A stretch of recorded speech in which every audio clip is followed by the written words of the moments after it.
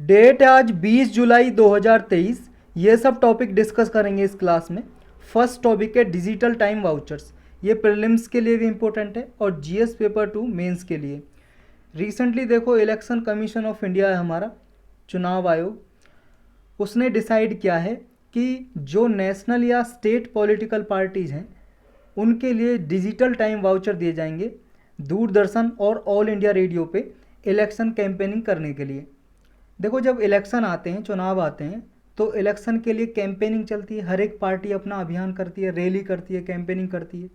उसके लिए जो इलेक्शन कमीशन ऑफ इंडिया है, प्रसार भारती के साथ मिलके दूरदर्शन और ऑल इंडिया रेडियो पे हर एक रिकॉग्नाइज्ड नेशनल और स्टेट पॉलिटिकल पार्टी को टाइम अलोकेट करती है कि वो कितने टाइम तक दूरदर्शन पे या ऑल इंडिया रेडियो के चैनल हैं जो, उस पे अपना कैंपेनिंग कर सकते हैं, अपना भाषण दे सकते हैं, लोगों को एड्रेस कर सकते हैं, स्पीच दे सकते हैं। तो उसके लिए टाइम अलॉट करती है।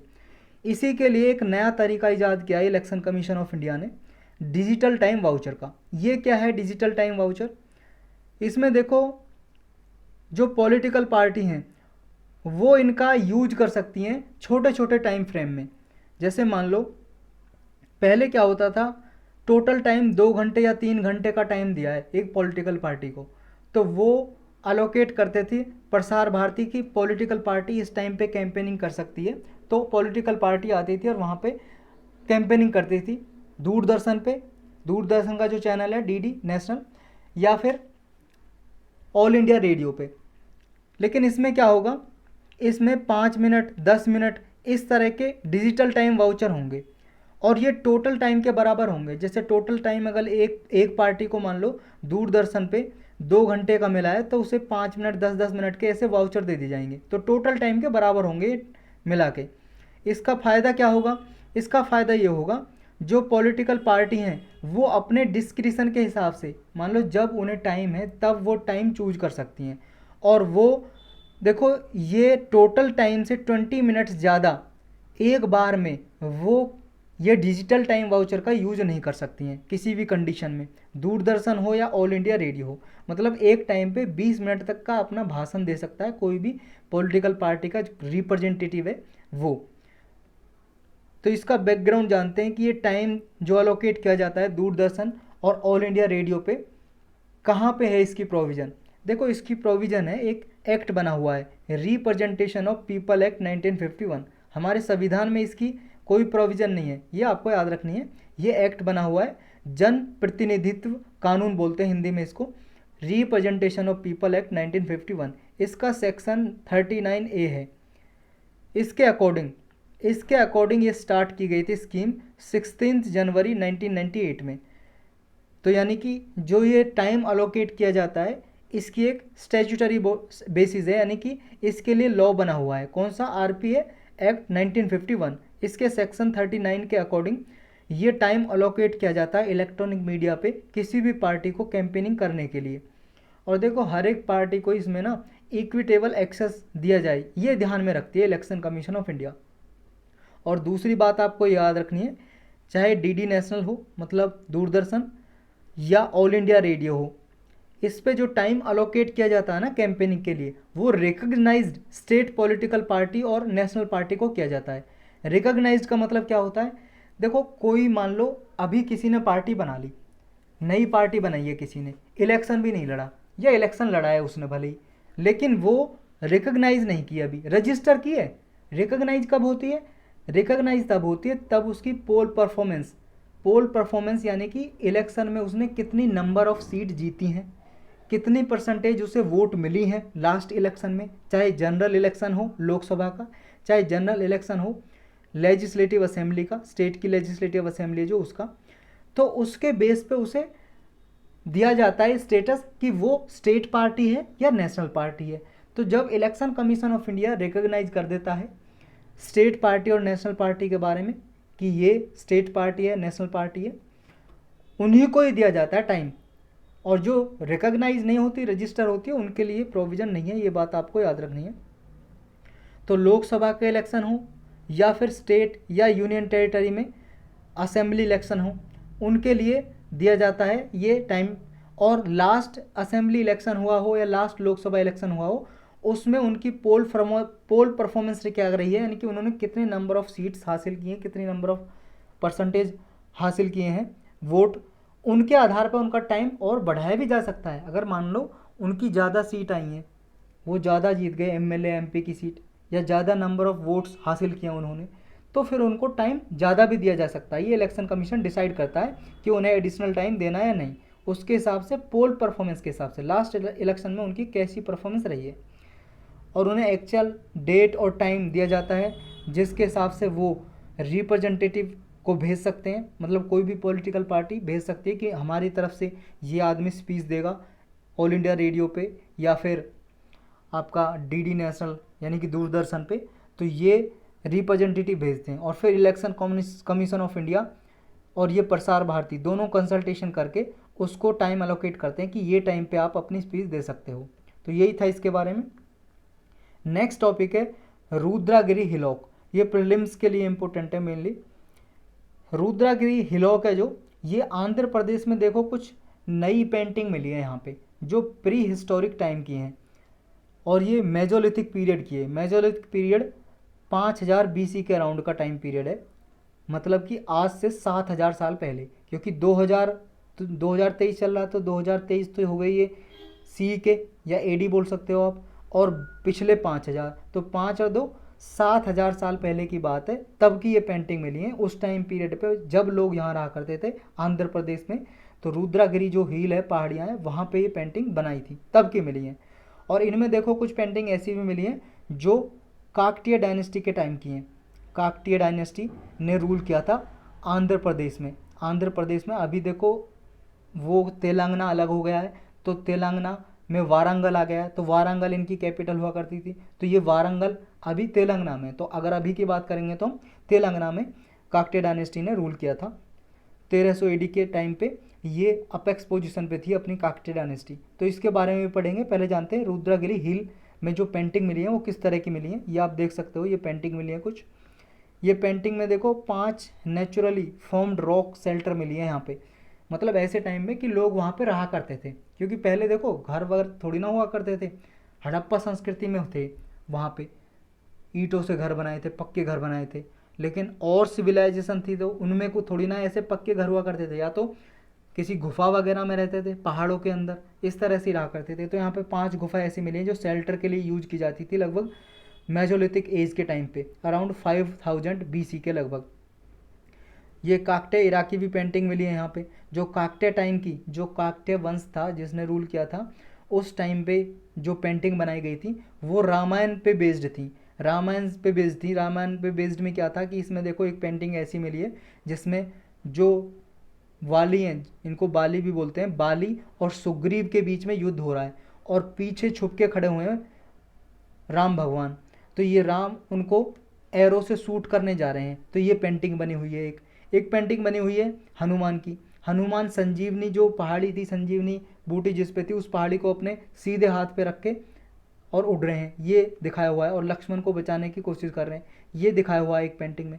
तो इस तरह से ये पेंटिंग मिली है जिन पे ये शोकेस किया गया है। अब जान लेते हैं काकतीय डायनेस्टी के बारे में। जो काकतीय डायनेस्टी है ये आंध्रा डायनेस्टी के नाम से भी जानते हैं, क्योंकि आंध्रा में रूल किया था इसने। वारंगल इनकी कैपिटल थी, जो अभी तेलंगाना में 1083 से लेकर 1323 के बीच में इसने रूल किया था। ये अपने वर्क के लिए जानी जाती है, जो इसने काम किए थे। काकतीय डायनेस्टी के जो रूलर थे, राजा थे, क्या क्या काम किए थे उन्होंने। इरिगेशन के लिए टैंक बनवाए थे, सिंचाई करने के लिए देखो टैंक बनवाए थे, बड़े बड़े टैंक, उनमें पानी भरा रहता था, उनसे लोग खेतों में सिंचाई करते थे, पानी लगाते थे जब खेती करते थे। ड्रिंकिंग वाटर के लिए टैंक बनवाए थे, पीने के पानी के लिए। तो इस तरह से इन्होंने बहुत ही डेवलपमेंट किया था ओवरऑल अपने राज्य में। इन्होंने देखो बहुत सारे टेम्पल भी बनवाए, क्योंकि ये हिंदू डायनेस्टी से बिलोंग करते थे, तो हिंदू टेम्पल भी बनवाए इन्होंने। अधिकतर टेम्पल देखो बनवाए थे गणपति देव जो रूलर थे, या रुद्रम देवी ये जो रूलर थी, और प्रताप रुद्र, इन्होंने बनवाए थे काकतीय डायनेस्टी में। एक फेमस टेम्पल है 1000 पिलर टेम्पल। इसे 1000 पिलर टेम्पल इसलिए बोलते हैं क्योंकि इस मंदिर में ना जो पिलर हैं, पोल हैं, वो 1000 पोल हैं, तो इसलिए इसे 1000 पिलर टेम्पल भी बोलते हैं। रुद्रेश्वर स्वामी टेम्पल भी बनवाया जो तेलंगाना में है। एक देखो स्टार शेप्ड टेम्पल बनवाया, और एक ट्रिपल श्रेण टेम्पल बनवाया जिसे त्रिकुटाल्यम भी बोलते हैं, त्रिकुटाल्यम। ट्रिपल श्रेण का मतलब है कि जहाँ पे मूर्ति रखते थे, मूर्ति रखते हैं, गर्भगृह होता है, तो ऐसे ट्रिपल श्राइन है उसमें, इसलिए इसको त्रिकुटाल्यम बोलते हैं। और ये टेम्पल में किस किस की मतलब स्टैचू हैं, भगवान विष्णु, भगवान शिव और भगवान सूर्यदेव। यही था इसके बारे में। नेक्स्ट टॉपिक है FIRC, foreign inward remittance certificate. ये प्रीलिम्स के लिए इंपॉर्टेंट है मेनली। देखो ये एक डॉक्यूमेंट है जो इनवर्ड रेमिटांस को दर्शाता है कि इंडिया में कितना इनवर्ड रेमिटांस आया है। रेमिटांस आप जानते हो, भेजी हुई रकम, बाहर से हमारे इंडिया में जो पैसा आता है उसे बोलते हैं रेमिटांस। तो ये FIRC कौन यूज करता है? बिजनेसमैन। मान लो जो एक्सपोर्ट करते हैं, एक्सपोर्ट किया जिसने, और बाहर से फॉरेन से पेमेंट आई किसी बैंक में, तो बैंक में पेमेंट आई हमारे इंडिया में और इस बैंक में पेमेंट आई, तो ये FIRC इशू करेगा। और ये FIRC किसको देगा? उस बैंक को जिस बैंक में उस आदमी का अकाउंट है जिसने एक्सपोर्ट किया। मान लो ए आदमी ने एक्सपोर्ट किया, इसका अकाउंट SBI बैंक में है। अब ये जो बाहर से पैसा है एक बैंक में आता है, पर्टिकुलर बैंक में, तो ये बैंक में आएगा, फिर ये SBI बैंक में ट्रांसफ़र करेगा जिसमें अकाउंट है इसका ए आदमी का। तो ये बैंक है जो जिसमें बाहर से पैसा आया वो इशू करता है FIRC, फॉरेन इनवर्ड रेमिटांस। एक है इलेक्ट्रॉनिक बैंक रियलाइजेशन सर्टिफिकेट। ये क्या है? देखो जैसे बाहर से पैसा आया इस बैंक में, इस बैंक ने किया SBI में जिसमें उसका अकाउंट था बिजनेसमैन का जिसने एक्सपोर्ट किया था, बाहर माल बेचा था अपना, तो ये SBI इशू करेगा ये certificate, EBRC, electronic bank realisation certificate. और किसको देगा? इस ए आदमी को। इस ए आदमी को क्यों देगा?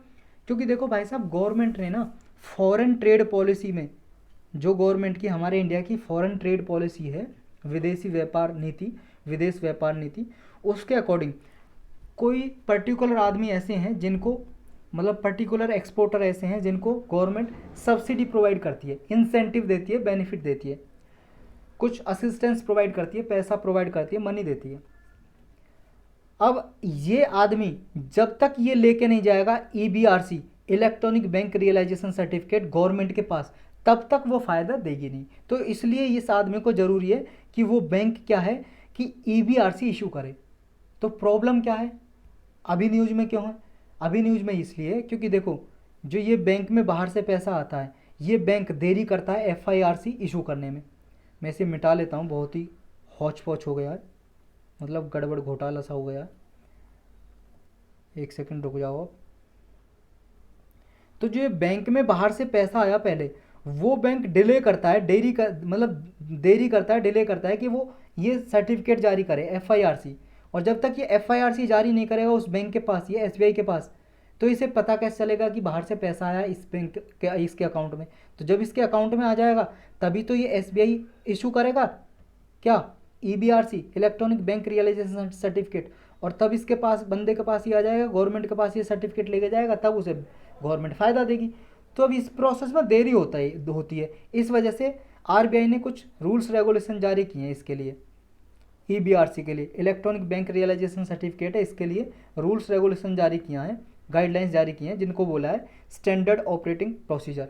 कि जो ये देरी होती है रेमिटेंस आने में, प्रूफ लेने में, ये EBRC और FIRC में, तो इसको ज़्यादा जल्दी से मतलब एक्सपेडाइट किया जाए, जल्दी से इसको इशू किए जाए। तो इसका टारगेट यही है कि जो एक्सपोर्टर है वो फ़ायदा नहीं ले पाते हैं अगर इशू नहीं करता है बैंक FIRC और EBRC, तो इसका प्रोसेस जल्दी किया जाए। तो इशू यही है जो हमने ऊपर डिस्कस किया कि वो बैंक है बाहर से इस बैंक में आया, तो ये बैंक इशू नहीं करता है फॉरेन इनवर्ड रेमिटेंस सर्टिफिकेट। और जब तक ये इशू नहीं करेगा उस SBI बैंक को जिसमें उस बेनिफिशियरी का अकाउंट है जिसने एक्सपोर्ट किया था, तब तक वो बैंक SBI ये EBRC इशू नहीं करेगा, तब तक ये EBRC इशू नहीं करेगा, तब तक इसको गवर्नमेंट फ़ायदा नहीं देगी, बेनिफिट नहीं देगी फॉरेन ट्रेड पॉलिसी के हिसाब से। तो यही था इसके बारे में, या आप पढ़ सकते हो, ये सब कुछ लिखा है इसमें। नेक्स्ट टॉपिक है स्टील स्लेज या स्टील स्लैग रोड्स। देखो स्टील स्लैग क्या है? जब स्टील बनाते हैं ना, स्टील आपको पता है एक मिश्र धातु है, कई धातुओं से मिलकर बनाई जाता है स्टील। आप सबके घरों में यूज होता है स्टील के बर्तन भी बनते हैं। जब स्टील बनाया जाता है, स्टील बनाने के प्रोसेस में कुछ वेस्ट बच जाता है, वेस्ट कचरा बच जाता है जो यूज में नहीं रहता, स्टील बनाने के में कोई काम में नहीं आता, तो वो वेस्ट इन्वायरमेंट में नुकसान पहुंचाता है। अब कुछ जो इंस्टीट्यूट हैं, साइंटिस्ट हैं, उन्होंने इस वेस्ट का यूज कर लिया रोड बनाने में। तो उस रोड जो इस वेस्ट को यूज करके रोड बनाया है, उस रोड को इनाम दिया स्टील स्लैग रोड। तो इंडिया ने वर्ल्ड का latest steel road technology develop की है स्टील स्लैग को यूज करके। जो स्टील बनाने में जो बाय प्रोडक्ट अवशेष बनता है उसी को यूज करके ये रोड बनाए गए हैं, और ये ज़्यादा ड्यूरेबल भी हैं और सस्टेनेबल भी हैं, मतलब ज़्यादा लंबे समय तक भी चलते हैं और इनकी एफिशिएंसी भी अच्छी है। किसने डेवलप किया है ये स्टील स्लैग रोड? देखो CSIR का एक इंस्टीट्यूट है, council of scientific and industrial research है जो, इसका इंस्टीट्यूट है CRRI, central road research institute. इसने ये टेक्नोलॉजी बनाई है वेस्ट से स्टील स्लैग। इसके फ़ायदे क्या होंगे? पहला फ़ायदा तो यही है कि वेस्ट टू वेल्थ इनिशिएटिव का पार्ट है ये, मतलब कचरे से एक तरह से धन बनाया जा रहा है। तारकोल जो यूज करते हैं उसके साथ अगर स्टील स्लैग यूज किया जाए तो इन्वायरमेंट को जो नुकसान होता है वो कम होगा। जो ये स्टील वेस्ट पड़ा रहता है इससे नुकसान कम होगा। दूसरा, कोयला जो मतलब कोल यूज करते हैं या जो मिक्सचर यूज करते हैं हम रोड बनाने में, वो मिक्सचर कम यूज होगा, उससे इन्वायरमेंट को नुकसान कम होगा, तो इन्वायरमेंट के लिए फ़ायदा होगा। दूसरा फ़ायदा ये है कि 30% की कॉस्ट कम आती है अगर स्टील स्लैग से हम रोड बनाते हैं। और इसमें देखो 3 टाइम्स लाइफ स्पेन है इसकी, मतलब जो सिंपल रोड बनता है अभी उस रोड से 3 गुना ज़्यादा समय तक चलता है स्टील स्लैग से रोड बना हुआ, मतलब ज़्यादा पावरफुल रोड है और कम लागत आती है। और वेदर कंडीशन के लिए रेजिस्टेंस है।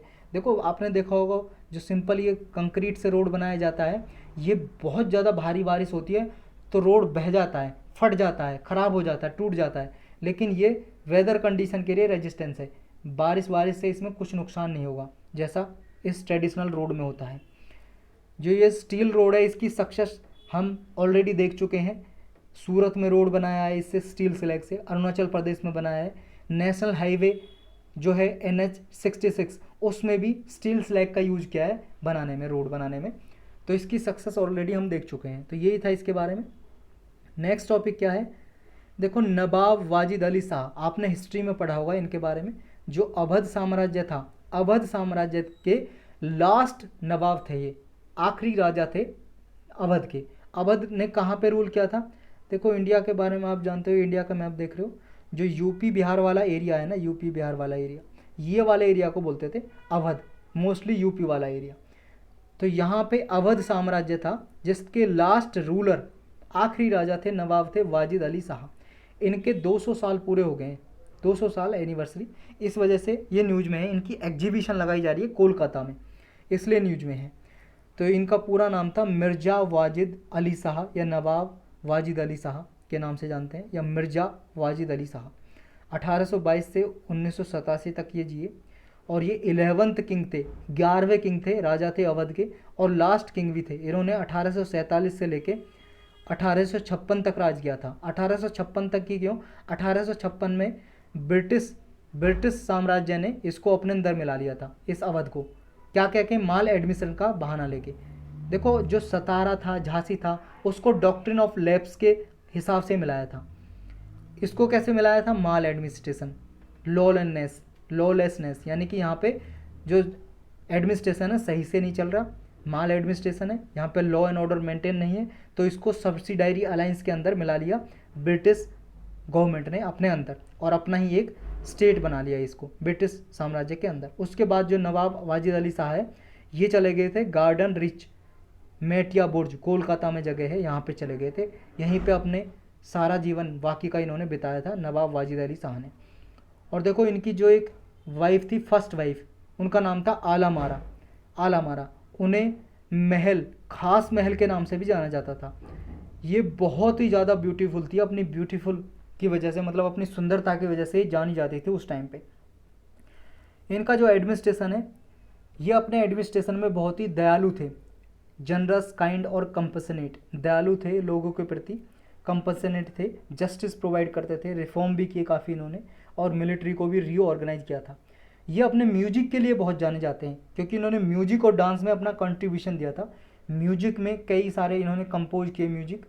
और इन्हें देखो केसर के नाम से भी जानते हैं, केसर के नाम से। इन्होंने ये अख्तार पिया ये स्यूडोनिम अडॉप्ट किया था कंपोजिशन करने के लिए, म्यूजिक कंपोजिशन करने के लिए। और इन्होंने कई सारी गज़ल भी इन्होंने लिखी हैं, और ये गज़ल अभी लिखी हुई हैं दीवान अख्तर और हुस्न अख्तर नाम की किताब में। इन्होंने कई सारे राग क्रिएट किए म्यूजिक में, राग जिनका नाम दिया जोगी, जूही, शाहपसंद। और इनके बहुत सारे टेक्स्ट हैं जैसे मादानुल मुसूकी, ये देखो हकीम मोहम्मद कारम इमाम के द्वारा टेक्स्ट लिखा गया। इसमें वाजिद अली शाह के बारे में लिखा था कि इन्होंने म्यूजिक में क्या योगदान दिया।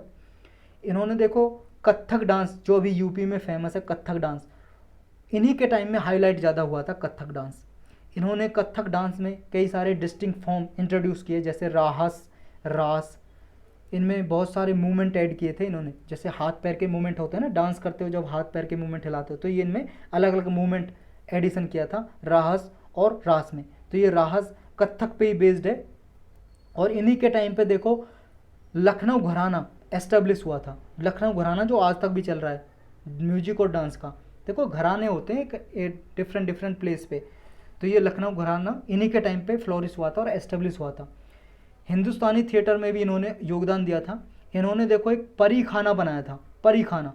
परी खाना में टैलेंटेड गर्ल को म्यूजिक और डांस के बारे में ट्रेनिंग दी जाती थी, एक्सपर्ट ट्रेनिंग देते थे। और उन्हें जोगी जश्न फेस्टिवल में ऑर्गेनाइज किया जाता है, जोगिया जश्न फेस्टिवल। इस जोगिया जश्न फेस्टिवल में ना लखनऊ में ये फेस्टिवल मनाया जाता था त्यौहार। इसमें हर एक जाति और धर्म के लोग आते थे, पार्टिसिपेट करते थे और योगी की तरह अपनी ड्रेस पहनते थे। इसमें जाति और धर्म पे कोई रोक नहीं था, किसी भी जाति धर्म का लोग इस फेस्टिवल में आके पार्टिसिपेट कर सकता था। इन्होंने कई सारे लिटरेचर हैं उनको सपोर्ट किया था और स्पॉन्सर किया था कई सारे राइटर्स को, जैसे देखो बर्क अहमद, मिर्ज़ा सबीर, मुफ्ती मुंशी, आमिर अहमद आमिर और इरशाद उस सुल्तान, हिदायत उस सुल्तान, अमानत और मिर्ज़ा गालिब। इन सब के बारे में आपको जानने की ज़्यादा ज़रूरत नहीं है। मिर्ज़ा गालिब आप याद रख सकते हो। मिर्ज़ा गालिब को देखो इन्होंने एनुअल पेंशन भी दी थी 500 रुपये की हर साल एनुअली 1854 में मिर्ज़ा गालिब को। तो यही था इनके बारे में। कुछ वन लाइनर टॉपिक है, 2-3 उनके बारे में डिस्कस कर लेते हैं। एक देखो एक टर्म न्यूज में फॉरेन का मतलब होता है विदेश, सब्सिडीज मतलब सहायता, फॉरेन सब्सिडीज रेगुलेशन, ये टर्म न्यूज में किसकी हैं रेगुलेशन या गाइडलाइंस रूल्स किसके हैं, ये बस इतना आपको याद रखना। किसके हैं? यूरोपियन यूनियन के, यूरोपियन यूनियन के हैं। अपने देखो मार्केट को बचाने के लिए कोई मान लो एक्सपोर्ट कर रहा है, एक्सपोर्ट में कुछ इलीगल प्रैक्टिसेस अपनाई जा रही हैं कंपटीशन को कम करने के लिए, तो ये फॉरेन सब्सिडीज रेगुलेशन के हिसाब से यूरोपियन यूनियन उन पे कुछ टैरिफ टैक्स लगाता है, तो उनको बोलते हैं फॉरेन सब्सिडीज रेगुलेशन। तो किसकी है? यूरोपियन यूनियन की, बस इतना याद रखना है। नेक्स्ट देखो एक टाइगर रिजर्व है जो न्यूज में है, श्री विल्लीपुथूर। श्री विल्लीपुथूर कहाँ पे है? श्री विल्लीपुथूर मेगा मलाई, जहाँ पे ये मलाई वर्ड लग जाए ना, अधिकतर ये सब मलाई वाले वर्ड कहाँ पे हैं? तमिलनाडु में। तो ये श्री विल्लीपुथूर मेगा मलाई टाइगर रिजर्व कहाँ पे है? तमिलनाडु के 3 डिस्ट्रिक्ट में आता है। थैनी, एक थैनी डिस्ट्रिक्ट है, एक वीरुधु नगर और एक आपका मदुरई, इन 3 डिस्ट्रिक्ट में पड़ता है और वेस्टर्न घाट में आता है। वेस्टर्न घाट का ही पार्ट है, वेस्टर्न घाट की, पश्चिमी घाट की पहाड़ियाँ हैं जो। एक देखो यूनिवर्सल पोस्टल यूनियन, ये अभी न्यूज में है, ऑर्गेनाइजेशन है एक universal postal union. Universal postal union जो इंटरनेशनली क्या करती है, ये जो इसके मेंबर है या मेंबर नहीं भी हैं उनके लिए ये पोस्टल पॉलिसीज़ बनाती है और कोऑर्डिनेट कराती है एक दूसरे नेशन के साथ। ये 1874 में बनाई गई थी। एक ट्रीटी हुई थी, संधि, ट्रीटी को हिंदी में बोलते हैं संधि, जिसका नाम था ट्रीटी ऑफ बर्न। बर्न एक देखो जगह है स्विट्जरलैंड में, वहाँ पे मीटिंग हुई थी, इस ट्रीटी का नाम उसी के नाम पे रख दिया, ट्रीटी ऑफ बर्न, बर्न की संधि 1874 में। तो इसको बनाया गया था यूनिवर्सल पोस्टल यूनियन को। यूनाइटेड नेशन की एक स्पेशलाइज एजेंसी है यूनिवर्सल पोस्टल यूनियन, और इसका हेडक्वार्टर स्विट्जरलैंड के बर्न शहर में ही है, बर्न शहर में। तो यही थे आज के टॉपिक।